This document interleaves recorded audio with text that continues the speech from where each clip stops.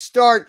Got Luke Worsham in again for Zach Bingham today. Going to talk about Derrick Henry and a catch-22 with Derrick Henry, which I find super punny and super useful today. And it's actually very relevant for what we're talking about with Derrick Henry and how he's continued to grow his game going into now what? This is his sixth year in the NFL with the Titans, and Derrick Henry looks to be better than he's ever been before. And there is a good thing and a bad thing with that. And I don't know if it's a bad thing or if it's a cautious thing, but we'll talk through it with Derrick Henry and how he has continued to change the Titans offense and adds a new dimension to this Titans offense. So we'll discuss that. We'll talk about what we want to see from Derrick Henry this upcoming Sunday against the New York Football Jets. Then we'll talk about Brett Kern, who did not practice on Thursday. The Titans officially signed a new punter yesterday, and everybody is on the verge of freaking out because the MV punter might not play against the Jets, and we'll discuss that development later on in the show. Also last night, the Jags show some signs of life, even in a loss against the Cincinnati Bengals. The Bengals now 3-1, and Joe Burrow outlasting Trevor Lawrence yesterday or last night in that game. So we'll discuss what the Jags showing some life means for the Titans and the AFC South, because the Jags are the Titans' next opponent after this game against the Jets. We'll do Ain't That Good News to send us all to the weekend as we do every Friday. Luke, welcome in. Hope your day is off to a good start. It certainly is. I'm glad to be back. Fun Thursday night game last night. I think we were all dreading that matchup, but it actually turned out to be a pretty exciting game that came down to a last-second field goal kick from the Bengals. So I look forward to talking about that. Derrick Henry's workload was sort of the topic of conversation at Titans interviews yesterday. So look forward to talking about that topic and what Todd Downing and Derrick and some others had to say about that. And then, of course, I've always got good news. So it is great to be here on a Friday morning. And as we get started, everyone, I'm going to remind you what Zach would usually remind you to do, and that is that you need to share the show on whatever platform you are using to watch or listen this morning, whether you're on Facebook, YouTube, Twitter/Periscope, or Twitch. We need to appear in the timeline/news feeds of your friends, family members, or other associates. Now, someone yesterday commented that I have what's the word? Neglected to bring one of Zach's catchphrases, because sometimes I say sharing is caring, but someone was commenting yesterday that I didn't say Facebookers. You're piling in, right? Yes, Facebookers. Facebookers, as more of you continue to pile in, there's that. Sharing is caring. Caring is sharing, as Stephen and Lewis say. But the unique thing about A to Z Sports is it's not just a conversation between me and Austin. It's a conversation between all of us. We've got several questions that we'll be asking you throughout the show today, because we want your opinion and we want you to join in the conversation. And the more voices we can have, the more friends we can bring in, the more fun it is for everyone. We're going to have a good show today. Let's get it going officially. Welcome into A to Z Sports, powered by BetMGM. I'm Austin Stanley. He is Luke Worsham in for Zach Bingham. Make sure you follow us all over social media. We go live every weekday morning at 8 Central Time on Facebook, YouTube, Twitter, and Twitch. Also hit us up on Instagram and TikTok. Got to thank our sponsors, because they make it happen for us, and they help out you guys. Renters Warehouse Nashville, the professional landlords in the area at renterswarehouse.com. Mandu, the Pulse of Fitness, 1 15-minute workout equals 5 or more hours in the weight room. Mandu.com, your first workout is free. Wilson County Hyundai, head out to Lebanon to see what they have to offer for your new ride at wilsoncountyhyundai.com. And the Bone and Joint Institute, boneandjointtn.org, the region's destination for comprehensive orthopedic and sports medicine care. So we'll talk about last night's game. Luke was watching that and has some thoughts on Trevor Lawrence, Urban Meyer showing a little bit of life and coming just close enough to maybe their first win in the NFL. But it's about Derrick Henry. And I've had this thought. I kind of sprinkled it in there, I believe, on Monday's show, Luke, when Jack was in. And you came in on Tuesday, Thursday, and today. But there is, for me, a little bit of, we need to pay attention to what Derrick Henry is doing, not because he's one of the biggest superstars in the NFL right now, but just because they're using him a lot. Yeah. And Derrick Henry, they've needed all 92 of Derrick Henry's touches to get to 2-1 at this point. And now Derrick Henry's on pace for a ridiculous amount of touches, 521 touches over this 17-game season is what he's on pace for. And that simply cannot hold up. So we're going to talk about how much he's improved, how much credit he needs to get, and how much credit he deserves for improving his game. But yesterday, Luke, this was a topic of conversation when Derrick Henry met with the media, right? Yeah, it was. And there's at least one or two press conferences every year, usually early in the season, when Derrick Henry takes workload questions from the media. And I think it was Terry McCormick yesterday. He sort of led into his with that. He was like, Derrick, I feel like there's this one press conference every year where you get asked these questions. Right. And Derrick sort of chuckled at that. But what stood out to me about what Derrick's interaction with the media was yesterday is Terry asked his question. We went through a few topics. I asked something about turnovers. And then Kaharski sort of circled back to the turnovers, or excuse me, to the workload. Yeah. And he asked Derrick his question. And Derrick just paused, had this big grin, and just started laughing. And he looked at us and he goes, guys, y'all always ask me these workload questions. I just play. And I love that because like he's not doing some kind of, equation in his head where he's like, well, if I get this many carries, now we can have that conversation. We're going to have that conversation, but it's not like Derrick Henry is sitting there thinking, all right, well, I got 33 touches this week. That is too many, and that is putting me on pace for X number. Like, he doesn't care. He's just going to go do what they tell him to do because he's Derrick Henry and he's superhuman.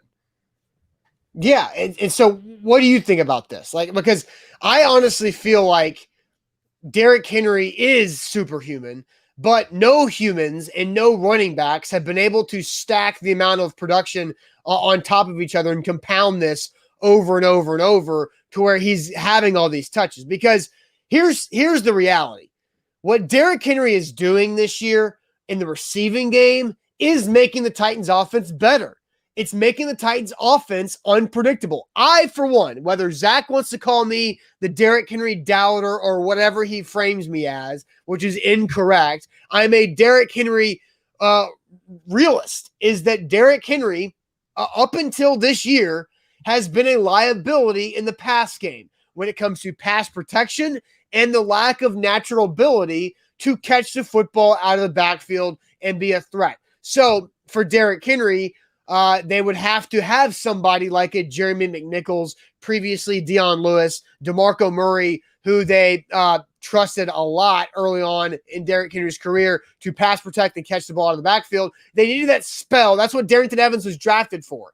They needed that spell for Derrick Henry to come in on third and passing down to change things up. And to one, help the offense convert that third down. And two, give Derrick Henry a blow. Because Derrick Henry, as superhuman as he is, deserves and needs plays off on the sideline. Ed says, ride that horse. I mean, yes, ride the horse, but also don't kill the horse too early in that horse's life. And I am anti-horse racing. I'm not going to get into that much, but like horses are abused in horse racing. Therefore, their lifespans are much shorter. Derrick Henry, you want his lifespan to not be as short. You want to be able to use him and his superb talents for as long as possible while also balancing, taking advantage of his abilities, right? And so now he's catching the football well. He's pass protecting better this year than he ever has been. So now he's making the Titans offense less predictable on third and conflict downs. And so that's a good thing for the Titans offense. But here we go. Derrick Henry's on pace for 521 touches in 17 games this season. And I naturally think if he has over 500 touches this season, how healthy, how fresh, how explosive is he going to be in deep January when the Titans are trying to meet their ultimate goal, winning the Super Bowl and getting to the Super Bowl. You've been thinking a lot about this. I have I have been. I'm excited to get to respond to all of that. Yeah. So there you go. I kind of laid it out there. I feel much better now. There's a few things there. So yes. what you talked about the workload in terms of wearing him out for the playoffs. You talked about, is it like the catch-22, right? Is it an issue that he's a receiver now? What do we want to address first? Because there was a lot there. Whatever you want to address. Like I laid it out there. So I'll let you kind of take whatever I just spewed at you. I'll just start with this. Yeah. The pass receiving. I fail to see how it's a bad thing that he is added this new dimension. It's not it helps the Titans. It's not a bad thing. It is literally, and that's why, like I said in Luke and I's pre-show phone call. Okay, it might not be a bad thing, but it's a concerning thing to you. Yes, it's a catch. It's literally the perfect definition of catch-22, and I love the fact that we're using. You're so proud of that. I'm very proud of this because it happened on accident. It's a catch-22. That Derrick Henry, who wears number 22, is better at catching the football this year because it helps the Titans offense be less predictable on 3rd and 4 when Derrick Henry can be on the field. But the catch-22 is those have been downs in the past where Derrick Henry has been allowed to go off the field to catch a break to be better once they convert that 3rd down on the next set of downs. And so, like, they need to find moments throughout the season of giving Derrick Henry a break where it doesn't hurt the management, Austin. Yes, for Derrick Henry, like, and I'm not like it just needs. It's not load managing because Derrick Henry doesn't need to sit out and not finish a game like Julio did this past week. Well, I will say this quickly: this week is a great time for that to happen. They need to get up. 30-3 so that can happen. Yes. And so that's the beautiful catch-22 nature of it. So now that I restated it, I'll let you kind of expand on it in your opinion. I am going to invoke the great Todd Downing for my response to all of this because he had a great quote yesterday. And while you were going on your little rant there, I pulled it up here. This is courtesy of our good friend, Teron Davenport. Todd Downing was asked this question yesterday about the balance of wanting to get Derrick Henry the football, but also wanting to make sure it's not too much. And this is what he said. Yeah, the balance is wins and losses. Yeah, the balance is wins and losses. So that's the scale, and I'm trying to keep balance, doing what I can to put people in positions to help this team win. The balance is wins and losses. Right. And he then made the declaration after that little clip that, and I know this is like rocket science to everyone, the more Derrick Henry gets the ball, the better chance we have to win. Well, he said when Derrick Henry gets the football, the Tennessee Titans win football games. Yeah. I do not really care about the workload. It is worth talking about. I'm not going to act like it's not a thing. But we're not talking about Nick Chubb. We're not talking about Christian McCaffrey. We're talking about Derrick Henry. And the unique thing about Derrick Henry is this dude is like bionic. Yeah. And I don't think he has a breaking point. I think he is so well constructed. Someone brought up a comment a minute ago about his off-season workouts. And I don't think the fact that, he's doing push-ups with chains on his neck makes him able to carry the ball more. But this is one of the best conditioned, if not the best conditioned player in the entire NFL in Derrick Henry. And when you look at what the Titans do with him during training camp, or at least did with him this year during training camp, it's all about conditioning.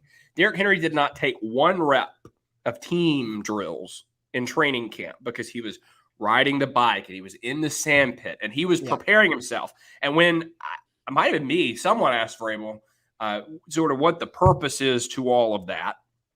Vrabel's response was, we know that Derrick Henry is going to be a big part of what we want to do. And so that's what we're focused on, is getting him prepared for that. And so, look, I don't think that whether we're talking about 450 touches over the course of a season or 530 touches over the course of the season, that there is some, breaking point in the ether for Derrick Henry. just give him the ball, win games, like Todd Downing said. But now, you need to. I don't care about, if he gets hurt, that's one thing.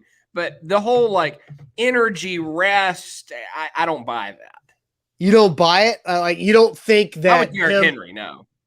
But it's so hard because every piece of logic in my all-time favorite NFL player, for those of you who don't know, is Adrian Peterson. I wouldn't buy for him too. Just keep giving it to him and see what happens. There are just some rare guys where I don't think it's that big of a deal. Yeah, not anymore. I'm not saying in 2021. Yeah. I mean, in 2011, 2012. But I guess my point is, look, the Titans, I think what Todd Downing said and how you use the balance is wins and losses is great. And it was a really good opinion and a good pull by you to find that clip, because they need Derrick Henry to win games, but they also need Derrick Henry they don't need to ride Derrick Henry every damn week to 30 touches to win a game. Like, they have to find better ways to win. Austin, though, like that, it's been 3 games. That doesn't yeah, I know, but it's been, every week. But and they, like, the Seahawks game, they did exactly what they had to do, right? They had, like, that is the Seahawks game. They put themselves in a hole, and their best player is who they use to get out of that hole. The Colts game, they messed around and twiddled their thumbs with turnovers for a little bit and had to continue to use their best player to beat an inferior opponent. So my overall point is, act like they didn't really ride him in week 1. He had 17 carries. How many catches? Three catches. So 20 touches. That's right, because much. Right, and they got their asses kicked, right? And that's kind of, so you can't act like every week this season that he has been.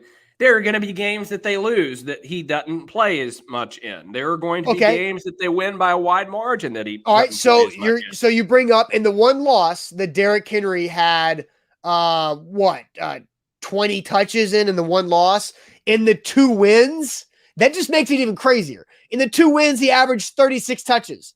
So if you're saying the Titans win a game by Derrick Henry having 35 touches, that's not good. Like, they need other players to step up to help them make winning plays so Derrick Henry doesn't have to do it himself. Well, that's really difficult when your 2 other best offensive players are riding the blue tent. And that's exactly why we're here today, because they played the New York here today. Yes, we have gathered here today to discuss the Titans without their 2 best receivers.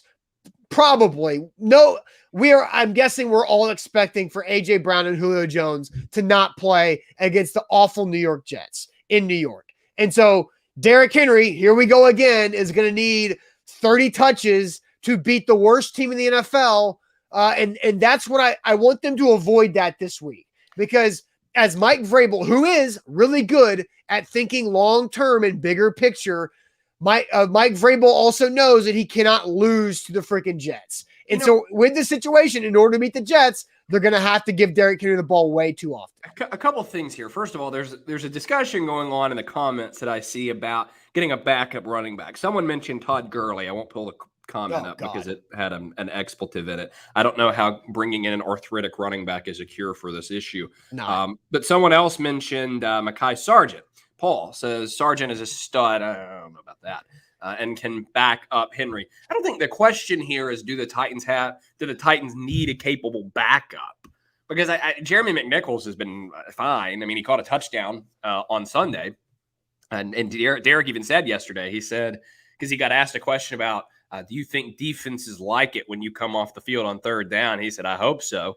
And then he said, and even when that happens, Jeremy comes in and does a great job. And I think he's right. McNichols is a fine pass protector and showed last week, as he has throughout his tenure with the Titans, that he's a good pass catcher. But I don't think that's the question here. The question here isn't do they have a capable backup?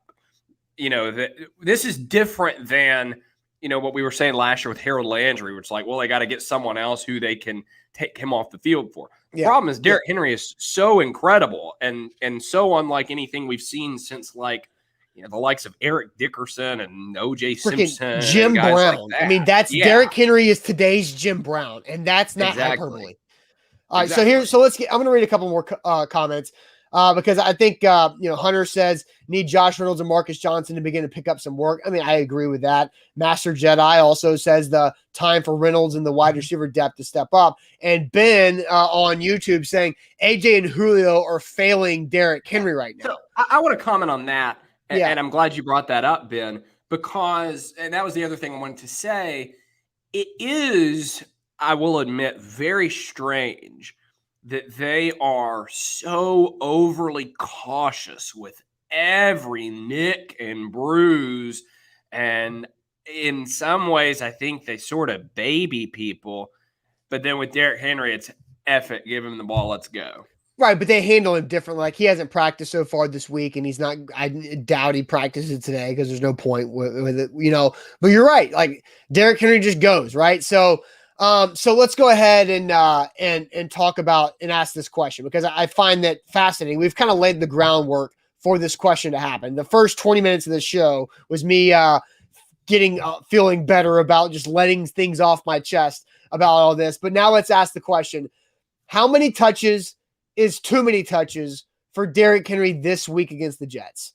How many touches is too many touches for Derrick Henry this week against the Jets? Because we're focusing on this week, because I think this is a great time for the Titans to buy Derrick Henry a lighter week against a really sucky team in the New York Jets on the road. Real quick, let me tell you guys about Renters Warehouse, renterswarehouse.com. They're the professional landlords in the Nashville area. Simply go to renterswarehouse.com to find out how much your home can rent for. There's so many different ways you can let Renters Warehouse help you, whether it's create extra cash flow for you and your family, getting that long-term equity, which means long-term wealth, which means getting that retirement plan kick-started. Renterswarehouse.com is where to go. Simply renterswarehouse.com.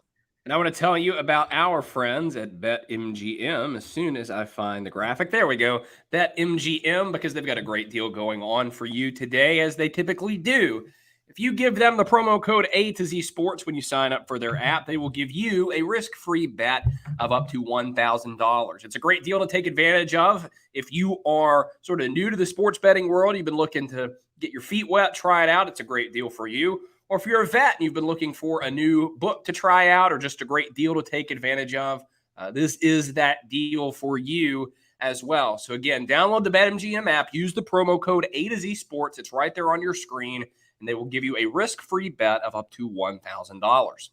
Yep, let's get back into it, Luke. How many carries is too many, or how many touches? Because the good thing is we're talking about Derrick Henry catching the football. That's the catch-22 and the beauty and all that. Yeah. So how many touches is too many touches for Derrick Henry this week against the Jets? So that's the question.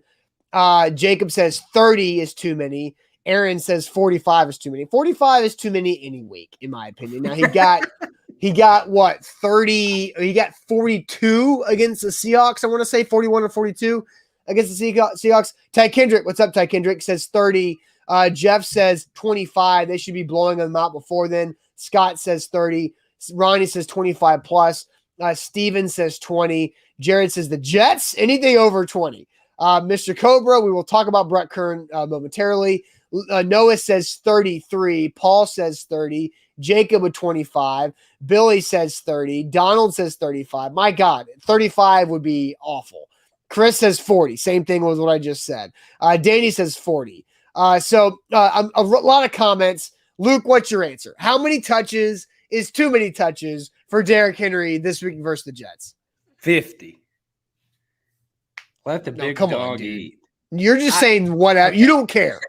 Well, yeah. And so that's like, I don't think there is any amount of carries after this game where I would say, oh no, they screwed this one up. Like, if it takes him, obviously not 50, but if it takes him 36, 37 touches to beat the Jets, then you give him 36, 37 touches and you go 3-1.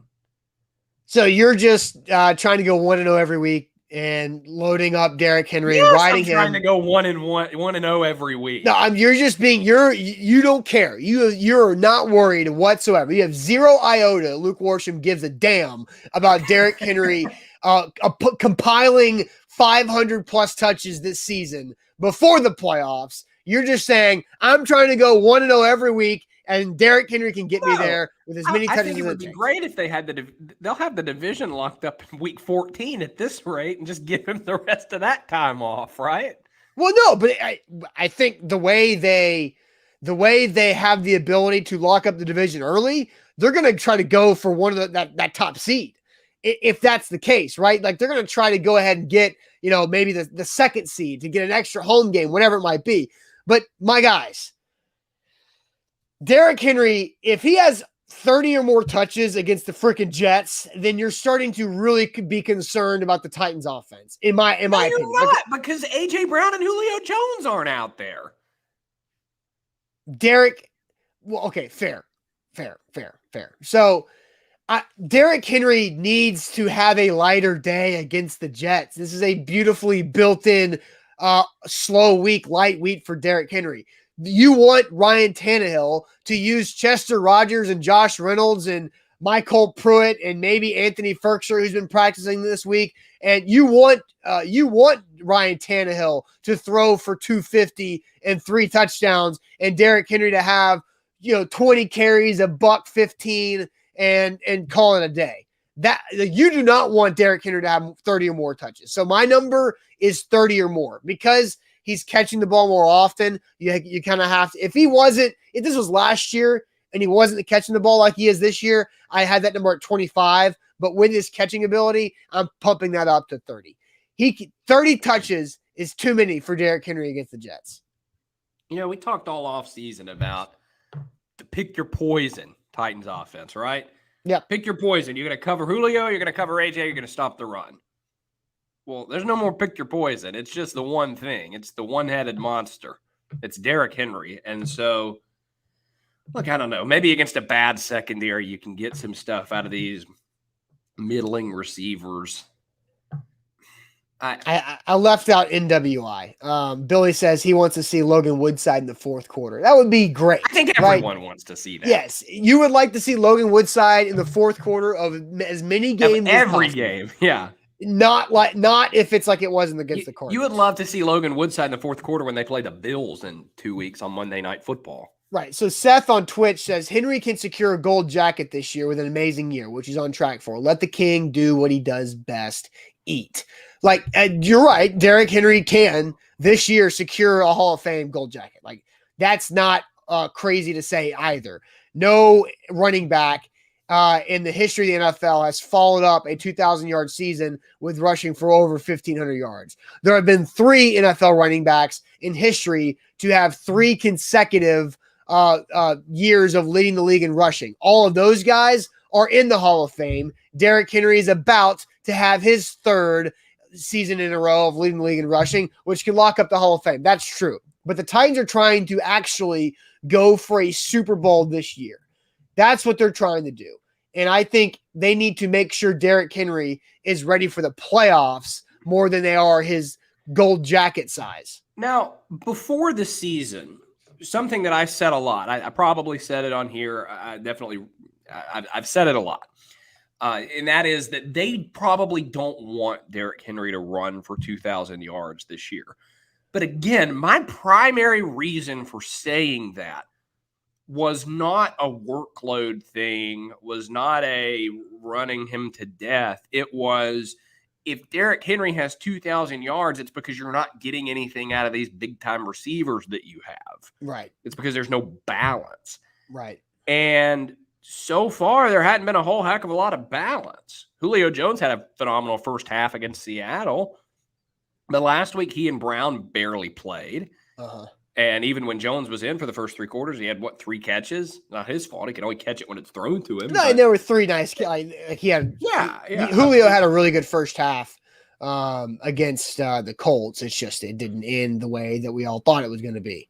But, my concern about Derrick Henry, if I were to be concerned and say he's getting the ball too much, it wouldn't be about him so much as it would be about the lack of balance on offense. So all that to say, if the Titans get to Monday Night Football in this scenario and they're 4-1, and Julio and AJ are back after 2 weeks off or 1 week off or whatever, and Henry is still getting 35 carries, yes, at that point I will be concerned, because Look, I realize the workload thing is real. I just am more concerned about winning games. Yeah. But when you get to that point and he's still getting that many carries, you are doing yourself a disservice and setting yourself up for failure because you're making yourself one-dimensional when you have a young stud and a future Hall of Famer on the perimeter and perhaps in the slot from time to time. Master Jedi says, I bet Julio would be playing this week if the Titans are playing the Bills or the Chiefs. I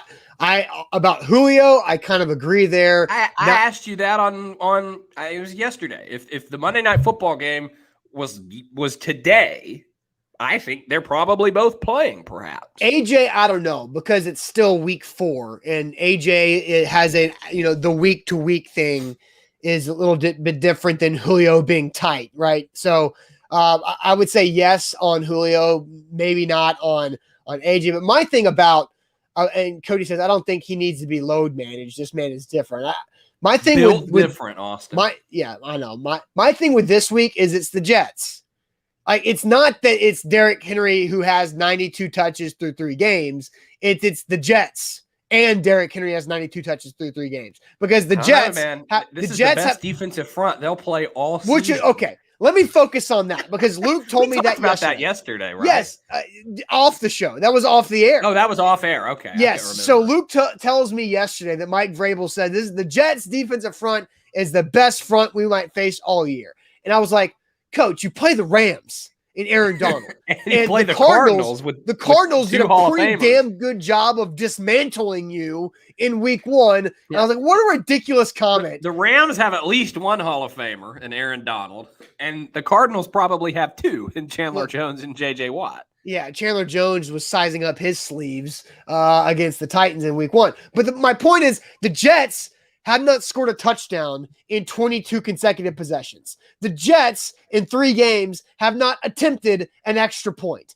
The Jets have 7 turnovers. 7 interceptions. Their quarterback is just throwing up jump ball like he's playing jackpot on the elementary school rec field. So the Jets are so bad that you don't need Derrick Henry to touch the ball 30 times, even without AJ and Julio. Go in there, score touchdowns, don't kick field goals, get up at halftime by multiple scores, and then coast and win the game. Like, it should be easier. You know what else they shouldn't do this week, Austin? What? Punt.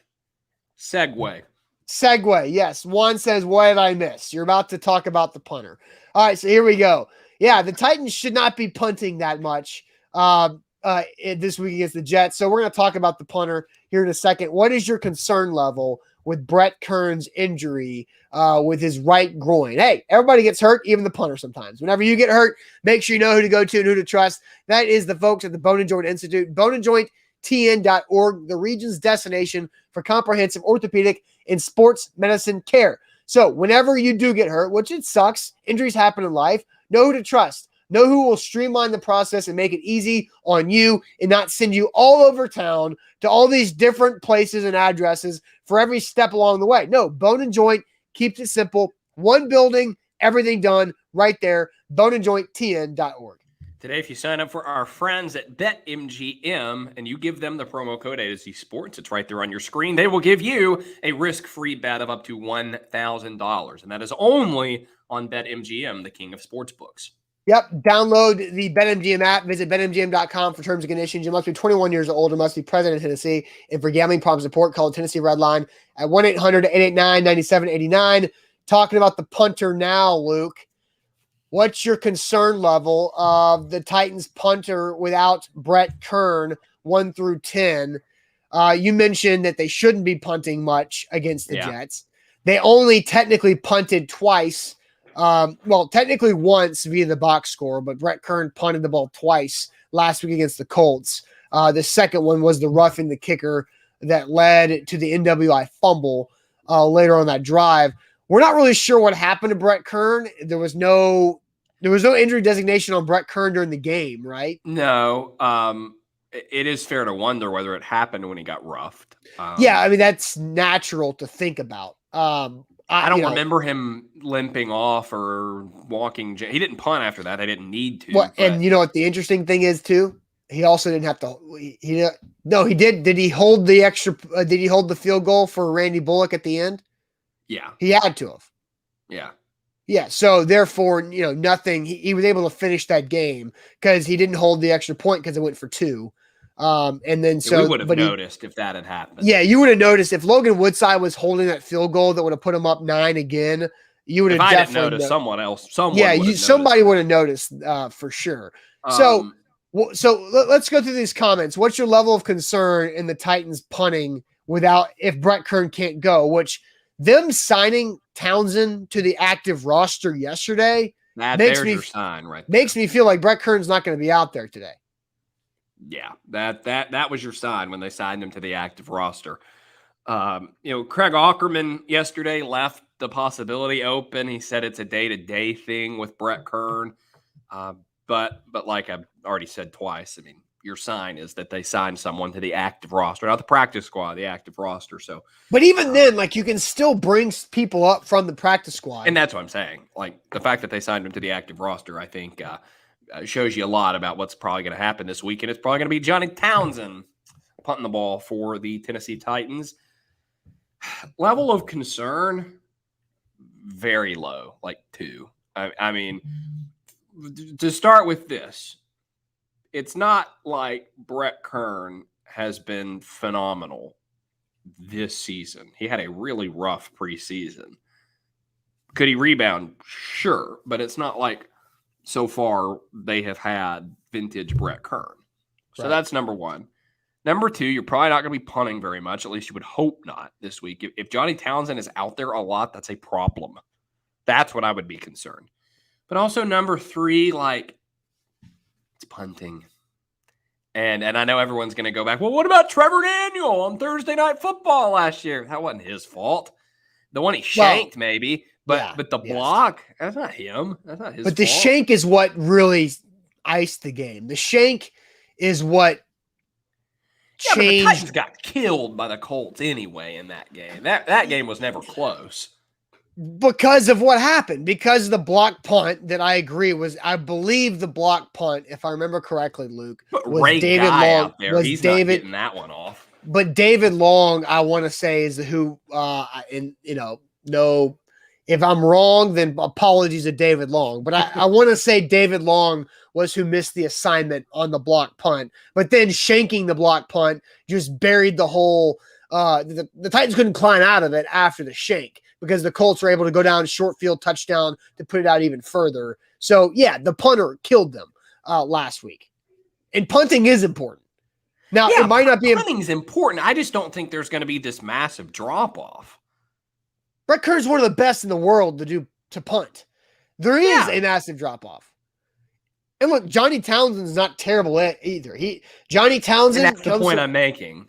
Johnny Townsend comes from a punting family. I don't know if you guys are aware of that, but he punted at Florida, and his brother Tommy also punted at Florida, and Tommy is the Chiefs punter. So, like, there is a punting family. So if you're going to go to the punting tree to get a new punter, you go get a Townsend, and you'll feel a little better about it.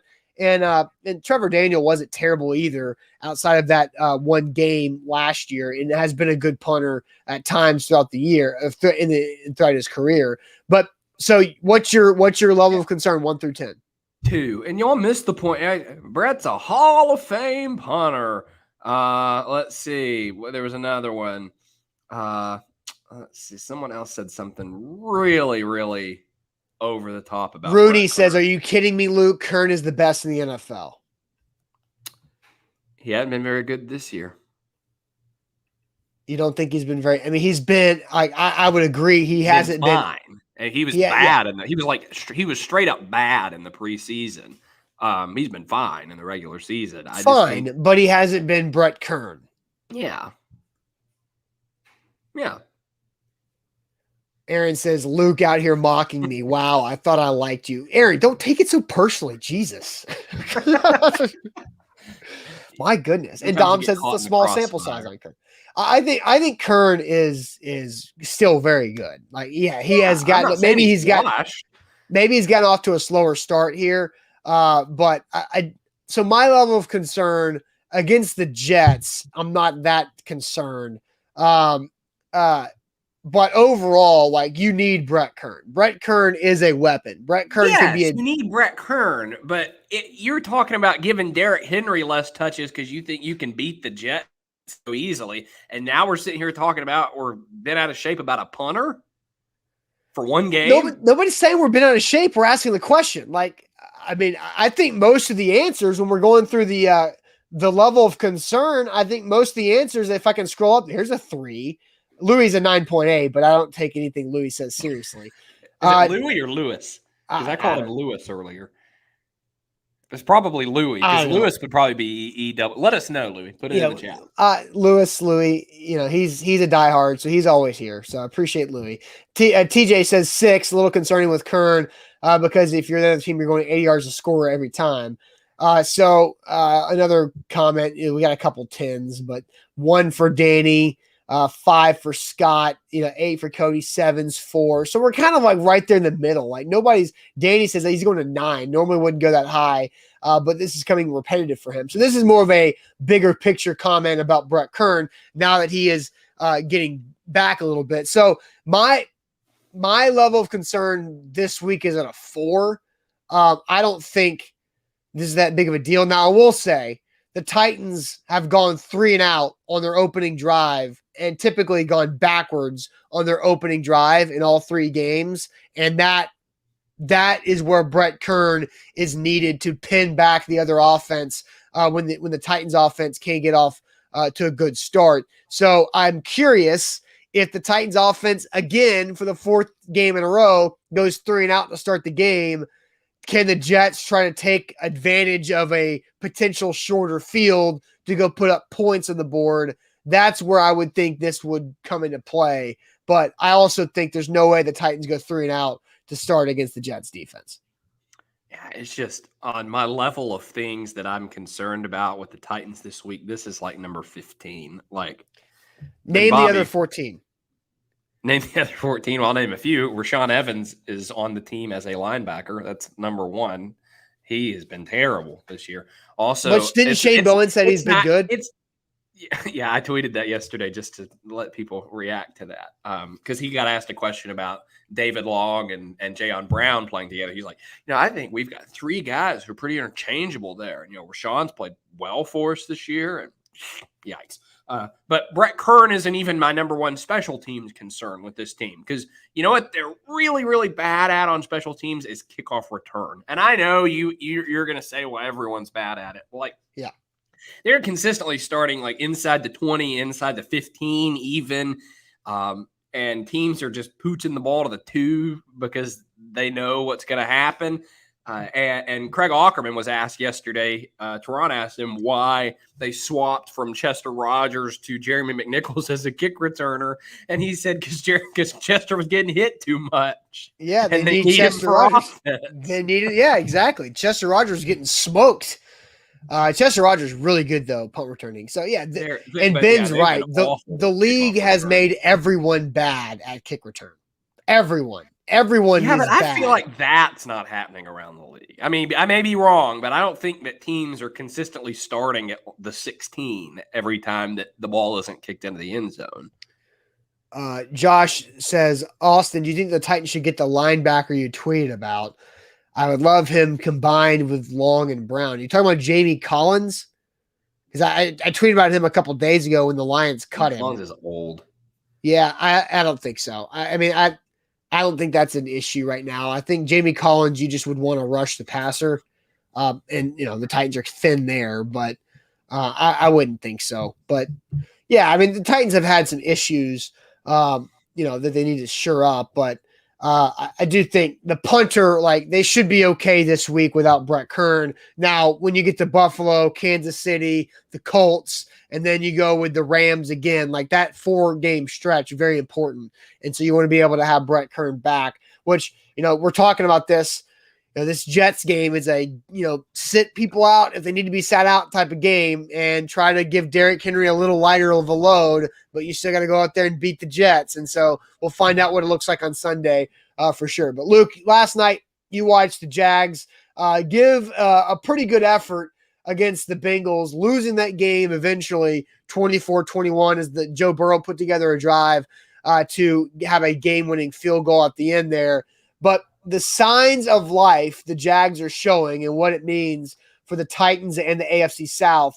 But real quick, let me tell everybody about our friends at Wilson County Hyundai. WilsonCountyHyundai.com is where to go to check out their inventory. If you're looking for a new ride, hit up Payne Bone and his team in Lebanon, Wilson County Hyundai. They do a great job of finding the right car for you without that pressure of forcing you into something that you might not want or might not need or might not be able to afford. Wilson County Hyundai will help you out. They'll find the right car for you. They'll let you test drive it. They'll let you take it home, sleep on it, wake up, go get the coffee in it the next day, truly feel out that car, and then come back and figure out the numbers later. Wilson County Hyundai, they have those great inventory of the Hyundai Palisade that is honestly, I think, one of the up-and-coming best third-row SUVs on the market out there for a way better price than its competitors. Seriously, Wilson County Hyundai, that Hyundai Palisade is sweet. Check it out at WilsonCountyHyundai.com. And today, if you sign up for the BetMGM app and you give them the promo code that you see there, A to Z Sports, they will give you a risk-free bet of up to $1,000. Yes. Also, coming up today at 2 o'clock, get yourself ready for the NFL and college football weekend with our guy Alan Bell and Brian Edwards. A to Z Sports Picks coming up at 2 o'clock Central Time on the same channels you're watching right now. Alan and Brian do a great job. So if you're missing our SEC picks that we normally do on Fridays, Zach and I go head-to-head season long with our SEC picks, but Zach is out today. He had something pop up, so he couldn't make it back today. But we will I couldn't do it without him, and I could not have him send me my picks and then his picks not influence my picks, because that's just not how it works. So we're taking the week off from SEC picks, but Zach will be back next week for SEC picks. And don't forget A to Z Sports Picks with Brian and Alan at 2 o'clock today, presented by BetMGM. All right, Luke, what did you learn yesterday about the Jags? I learned that they can win because through the first 2-3 weeks of the season, they looked utterly hopeless, like they might go 0-16. Trevor Lawrence was 17. bad. Yeah, that's right. Trevor Lawrence was bad. Nothing redeeming about their performances over the first 3 weeks. Last night, they go in against a talented Bengals team. Can't believe I'm saying that. They go in against a talented Bengals team and were a yard away from being up 21-0 at halftime. They had the ball on. It was 4th and goal from the 1. They ran a zone read. Lawrence got stuffed. And they went to halftime up 14-0. But again, 1 yard for being up 21-0 against a team that's 3-1. Does that mean that they're now going to storm the barricades of the AFC South? Probably not. But I think earlier this week, when we were looking ahead at the Titans game because that's the Jags' next opponent is the Titans. When we were looking ahead to that, we were saying, easy dub, check it. I don't know about that necessarily. I'm not saying the Jags are going to beat the Titans, but I think this team proved last night that they're getting better and that they're not quite as much of a pushover as maybe we thought they were. Now, it also bears mentioning that they totally collapsed in the second half, going in the locker room up 14-0. It took 2 drives on offense for the Bengals to tie the game. I believe they got the ball to start the second half. Yeah, that's right. They got the ball to start the second half, drove straight downfield, touchdown. Jags 3 and out, another touchdown drive from Joey Burrow, 14-14. Then they exchanged a couple more touchdowns, and at the end, the Bengals rookie kicker hit a game winner that was basically a glorified extra point. They were very, very close. So they did collapse in the second half. Yeah. They've still got a lot of problems. One of their best defensive players is now a Carolina Panther, C.J. Henderson. Mm-hmm. But they're not totally hopeless, and I thought Lawrence did some good things last night, which you couldn't have said about his first 2 games. Right. Yeah, it's all it took is that 1 3 and out in the early third quarter after the Bengals put 7 on for the Bengals just come down there and tie it real quick. And then, look, a good answer by the Jags to go answer the 2 touchdowns with the touchdown of their own. I mean, that game got interesting there in the second half with 4 touchdowns and 5 drives. Just boom, boom, boom, boom, putting up some points there. But I think it shows that the Jags are not. Oh, Luke disappeared on me. Where did Luke go? Luke, where did you go? Where did Luke? Did Luke disappeared? I had my screen out. Where did he go? Where did he go? Is he going to be back? He's trying to make it back. There he is. Now he's back. What happened? Where'd you go? Do you even know that you're back yet? Oh gosh. Luke, I don't know what is going on with Luke. Luke, did you kick yourself out? Come on, dude. I've got you right here. That's not the one that's working. This is the one that's working. Luke, oh, now you've got. I'm gonna have to mute you. My goodness, Luke, what are you doing? Like, what do you even got going on? Like, you're like, look at the computer. Can you hear me? Through a different device. Oh my! Why are you trying I don't to know use? What has happened? Why are you trying to use a different device? Because my computer is not letting me participate. It is. Your computer's right there. Oh, we're back. Yes. Okay. That was weird. I don't know what happened. I'm staring, listening. I was like ready for your take on this game. And then all of a sudden my picture went away and then you went away. And I tried to get back in and it wouldn't let me in. My phone was letting me in. Oh my God. Like, I was just like, what are you doing? Like, cause it's right there and you just had no idea that you were back in. Yeah. Rookie move on Luke. Yeah, Space Cadet. I was back in, but I could not see you. That was the problem. Okay. All right. No, well, we figured it out. We're back in. I don't even know what I was talking about. But basically, the Jags are not a pushover. The Jags are able to, give you a game where you can't just go in there and expect to win. And I'm very interested to see what it's going to look like with the Titans next week at the Jags after the Jags have their miniature bye week after the Thursday night game. Yeah. And like I said, that's the takeaway. It's not that they're about to take over the division. Like, who was it that said that sent that tweet? It was like, the AFC South is wide open. Jason McIntyre. Like, what a stupid tweet. Like, why would you even say that? Jason McIntyre tweeted this at 8:33, which I'm guessing was like after the Jags went up 14-0. But he tweets this last night. This is the Jags team I expected to see from week one. Lawrence cooking and confident, urban aggressive. The AFC South is still wide open. Yeah, dude, like I told you this morning, I'm not one of these people that's like, the Titans need national attention because who cares? But like, when you're an analyst and you can't recognize that the Titans consistently win under Mike Vrabel and are head and shoulders above the Jags, like I lose a lot of respect for you. What a dumb tweet. Like, just don't tweet that. Like, wait. Like, what? Like, who? You're just only going to make yourself look stupid. Like, let's say, not this week, but let's say in a couple weeks, the Jets like have a good first half and are up 14-0. AFC East is wide open. Like, yeah. I'm gonna like at Jason McIntyre and be like, yo, you think the AFC East is wide open now? Ridiculous.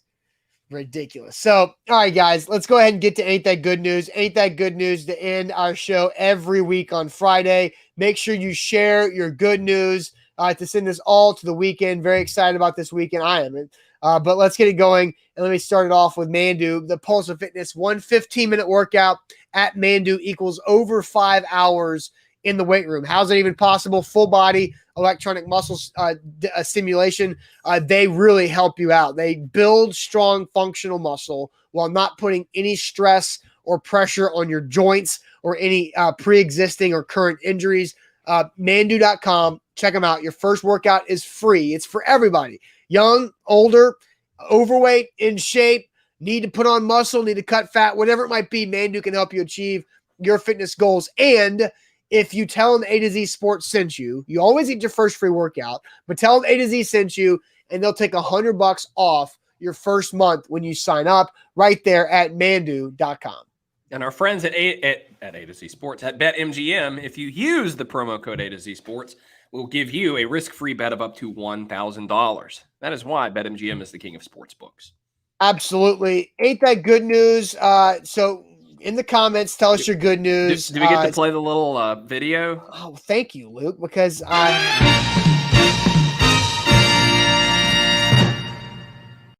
I appreciate love you. that. I appreciate you doing that because it's not in my mental process to continue to do that yet. I'm having to rework my routine to get that a part of my process of transitions throughout live reads. And I appreciate you playing that for me because That's that helped out a lot. fantastic. Yes, it is fantastic. Hey, how about this good news? This is Darius. Darius been watching the show for a long time. Big congrats, Darius. He says today is the big day, marrying the wifey today. So I appreciate started it with us. That's what I'm saying. That's what I'm talking about. Darius starting off his wedding day with A to Z Sports. This is why we created Ain't That Good News. So we've had people watching us while they've delivered their baby. We've had wedding days. We've had all these great things, graduations, everything. Big congrats to Darius. Congrats, Darius. Yes. Let's Jeff's see more. at Disney World. Says Yeah, he's at Big Magic Jeff. Kingdom. Yeah. Big Jeff's always down there in Disney. Hey, Aaron says good news. Today is the 50th anniversary of Walt Disney World. Jerome says good news, in line for promotion with FedEx. Congratulations. Scott says got mine at the end of July for retail. Is great. Talking about more promotions. Stacy says have two good news. First, celebrate his birthday on Tuesday, and Atlanta won last night. I'm guessing that's the Braves, right? Yes, they clinched the division yesterday. Nice. Josh says his family bought a heated in-ground pool. Construction starts soon. Get to enjoy that next summer. Luke, what is your good news? Well, I've got two. So my two first pieces of good news. Yeah, my first good news is I am up by 40 points in my fantasy baseball championship. Oh God. And I've had a thrilling season. Every week it's been about like that. I went 20-3 in the regular season. Love fantasy baseball. It's so much better than fantasy football. Because you get to do it. It's every day. It's not just, that's terrible. That sounds awful. Every day? Are you kidding me? That sounds you set your lineup every day. No, I know how it works, and that's why I don't play fantasy baseball. I don't play any fantasy sports. But this will be my first trophy, so I'm really excited. If you hold on to it. If I hold on to the 40-point lead. Yes. Aaron says more good news.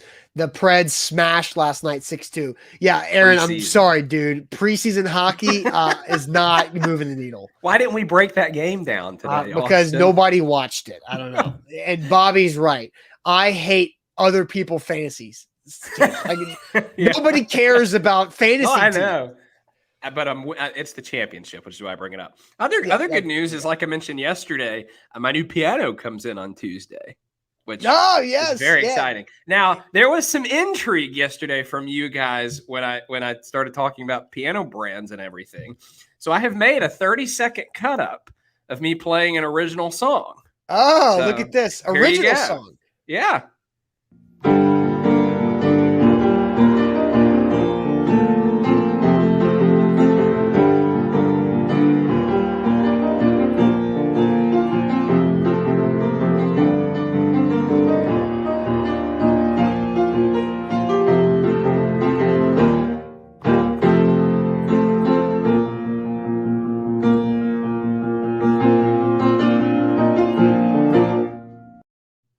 You wrote that?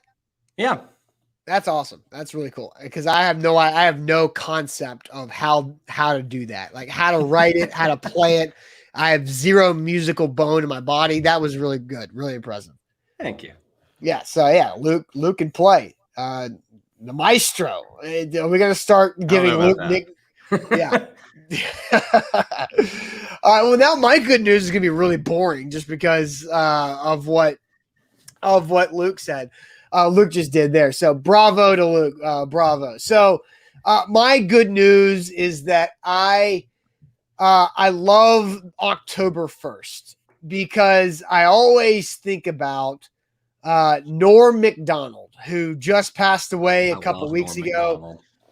Great comedian Norm Macdonald, who unfortunately did pass away. I always think of the clip from Billy Madison when they're sitting by the pool and the fat guy wakes up. They're both hammered drunk.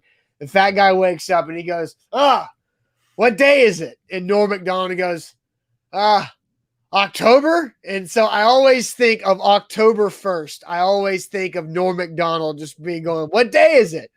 October. And so that is my good news is it's October 1st. Norm Macdonald just passed away. So I will spend probably a few minutes of my day later on today rewatching Norm Macdonald clips. And Jerome says Norm died. Where has he been? He passed away a couple weeks ago. Had a long, very secretive battle with cancer. So October, that's always fun. Norm Macdonald told the only 9/11 joke that didn't deeply offend me. Like, I hate those jokes. Like, they make my blood boil. But what was it? Told it, so you can find it pretty easily on YouTube. But he's like, JetBlue Airlines was rated #1 in customer service. It was rated worst in customer service. 9/11 Airlines. He said, that's a terrible name. Reminds me of that tragedy. And then he's talking about, he's like, hey, I had to walk through blood and bones in Manhattan to find my brother. It turned out he was in northern Canada, but it's classic Norm Macdonald nonsense. Yeah, that's pretty funny. Funny guy. So that is my good news is the Norm Macdonald. I was gonna try to play something from Norm Macdonald, but I don't want us to get sniped on YouTube for copyright infringement, which is why I would have played the what month is it or what day is it? October, but that would have probably caused us to get in trouble on YouTube, which I as the owner of this company, I'm not trying to get us sniped by YouTube. So anyway, but we'll have I will say this because somebody brought up Oktoberfest. Hey, Scott says Oktoberfest tomorrow. Mill Creek Brewery is having their Oktoberfest. So if you guys want to go out and enjoy Oktoberfest, check it out. Mill Creek Brewery in Nolensville. We'll be there on Sunday for Titans Jets. So get ready for Sunday Titans Jets at Mill Creek Brewery for Sunday's pregame, halftime, and postgame show. And then Oktoberfest at Mill Creek is tomorrow. So check that out if you have some time. So we'll see you guys later on. Hope you have a great start to your weekend, and we'll see you Sunday. Appreciate it.